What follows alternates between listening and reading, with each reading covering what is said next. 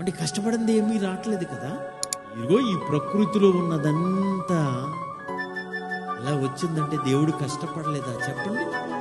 ఇంట్లో ఇళ్ళ కష్టాన్ని గుర్తిస్తున్నావు, రైతు కష్టాన్ని గుర్తిస్తున్నావు. ఒక ఫ్యాక్టరీలో ఒక వస్తువు తయారైతే ఆ కంపెనీ చేసినందుకు ఆ కష్టానికి తగిన మూల్యం ఇచ్చి చెల్లి మనం కొనుక్కుంటున్నాం. అందరి కష్టం గుర్తించిన మనిషి దేవుని కష్టాన్ని గుర్తించడం చెప్పండి.